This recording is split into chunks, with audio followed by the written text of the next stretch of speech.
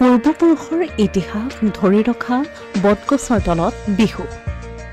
প্ৰায় 500 বছৰ পুৰণি এইজোপা বটগছ।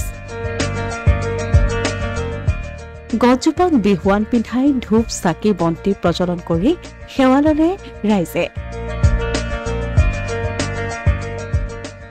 ধুবুৰীৰ ধোৰাৰঘাট গাঁৱৰ প্ৰায় 500 বছৰ পুৰণি বটগছৰ তলত শুকুৰবাৰে ধোবাৰঘাটৰ গঞা ৰাইজে গছ বিহু উদযাপন কৰে। ধুবুৰীৰ অগ্ৰণী সামাজিক সাংস্কৃতিক সংগঠন কল্পতৰুৰ উদ্যোগত এই গছ বিহু পালন কৰা হয়। উল্লেখযোগ্য যে ধোবাৰঘাট গাঁওখনত থকা এই অতি পুৰণি বটগছজোপাই স্থানীয় গাঁওবাসী ৰাইজৰ বাবে হৈ পৰিছে আস্থাৰ প্ৰতীক। স্থানীয় ৰাইজৰ মতে অতি পুৰণি এই বটগছজোপাক লৈ ৰাইজে সুখ অনুভৱ কৰে, কাৰণ তেওঁলোকৰ পূৰ্বপুৰুষৰ ইতিহাস ধৰি ৰাখিছে গছজোপাই। খুব সম্ভৱতঃ কোচ ৰজাৰ শাসনকালৰ সময়ত এই পুৰণি বটগছজোপা ৰোৱা হৈছিল বুলি অঞ্চলটোৰ প্ৰবীণ লোকসকলৰ মুখত শুনিবলৈ পোৱা যায়।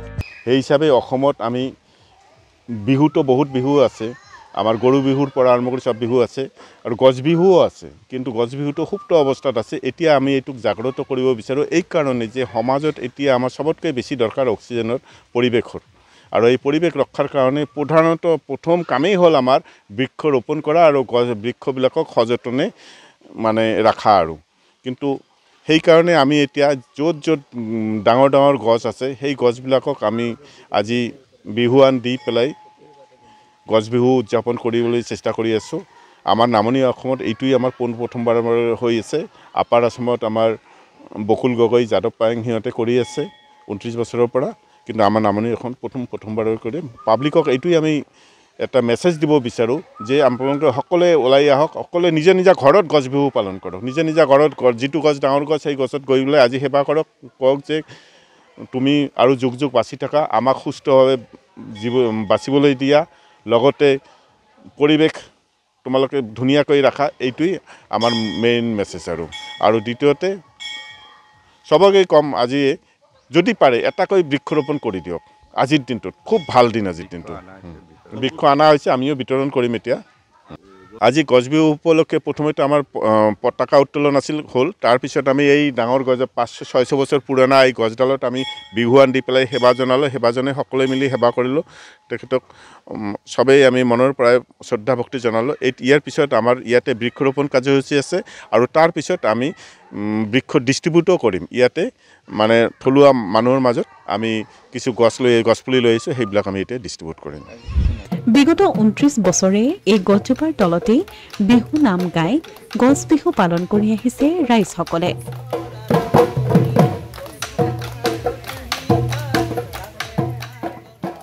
এই বছৰো সকলোৱে হাতে হাতে গছপুলি লৈ গছজোপাত বিহুৱান পিন্ধাই, বিশেষকৈ গছক উদ্দেশ্য কৰি বিহুগীত গাই নাচি বাগি ৰাইজৰ বৃক্ষৰোপণৰ প্ৰতি সজাগ সচেতন কৰাৰ লক্ষ্যৰে কল্পতৰু নামৰ প্ৰকৃতি সংগঠনটিয়ে গছ বিহু উদযাপন কৰে।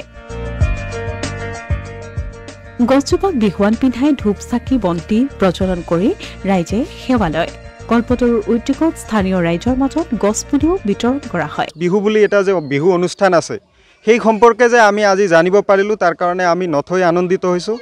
আৰু মই ইয়াৰ পৰা অনুৰোধ কৰিম যে আজিকালি আমাৰ যিহেতু চৰকাৰে বিভিন্ন ধৰণৰ আঁচনি লৈছে গছৰ কাৰণে, অমৃত বৃক্ষ আন্দোলন, ছাত্ৰ ছাত্ৰীৰ পৰা আৰম্ভ কৰি মহিলা সকলৰ মানে ছেল্ফ হেল্প গ্ৰুপৰ সদস্যৰ পৰা আৰম্ভ কৰি গছ মানে বৃক্ষ আন্দোলন এটা গঢ়ি তুলিছে, কিন্তু সেইটো সঁচা ৰূপত কিমান ফলপ্ৰসূ হৈছে সেই বিষয়ে মই নাজানো। কিন্তু আমি দেখা পাইছোঁ আমাৰ ইয়াত যি গছ এটা আছে, ইমান ডাঙৰ গছ, এই গছটোৰ এটা সংৰক্ষণৰ ব্যৱস্থা কৰিব লাগে, কাৰণ 5 বিঘা জমি আগুৰি আছে এই গছজোপাই। এই প্ৰকাণ্ড গছটো আমি দেখা পাইছোঁ জন্মলগ্নৰ পৰা কোনো সংৰক্ষণৰ মানে ব্যৱস্থা লোৱা নাই। কিন্তু আমি আকৌ পুনৰবাৰ মই মুখ্যমন্ত্ৰী ডাঙৰীয়াক অনুৰোধ কৰিম যে অকল মানে বৃক্ষ ৰোপণ কৰিলেই নহ'ব, ইমান প্ৰকাণ্ড গছবোৰ আমি সংৰক্ষণ কৰিব লাগিব।